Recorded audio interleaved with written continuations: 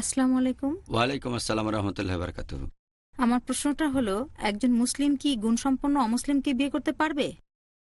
বোন প্রশ্ন করলেন যে একজন মুসলিম কোনো গুণসম্পন্ন অমুসলিমকে বিয়ে করতে পারে কিনা। প্রথমে আমাদের বুঝতে হবে গুণের সংজ্ঞাটা কি আর অমুসলিমের সংজ্ঞা কি। গুণের সবচেয়ে গুরুত্বপূর্ণ অংশ যেটা, সেটা তাওহীদ, আল্লাহ তাআলার একত্ববাদে বিশ্বাস করা।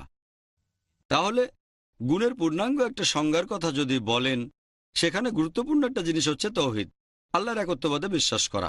যদি কেউ তাওহীদে বিশ্বাস করে, আল্লাহর একত্ববাদে বিশ্বাস করে, তাহলে সে হবে একজন মুসলিম।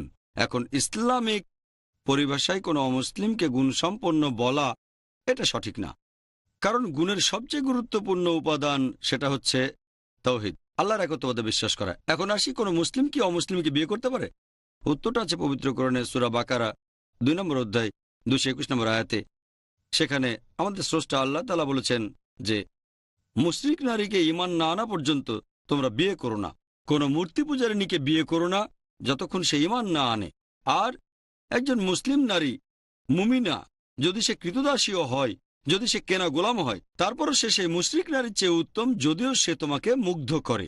তাহলে পবিত্র কোরআন অনুযায়ী একজন মুসলিম নারী যদি সে কারো কৃতদাসীও হয়, যদি সে গরিব অথবা কুৎসিত হয়, তারপরও সে একজন মুশরিকার চেয়ে অনেক ভালো, যদিও সে আপনাকে মুগ্ধ করে। সে হতে পারে পৃথিবীর সবচেয়ে সুন্দরী মহিলা, হতে পারে সবচেয়ে ধনী মহিলা, তারপরও একজন মুমিনা অনেক ভালো একজন মুশরিকার চেয়ে। এরপর আয়াতটাতে বলা হয়েছে যে ঈমান না আনা পর্যন্ত কোনো মুশরিক পুরুষের সাথে কোনো মুসলিম নারীর বিয়ে দিও না। তার মানে বিয়ে দেওয়া যাবে না।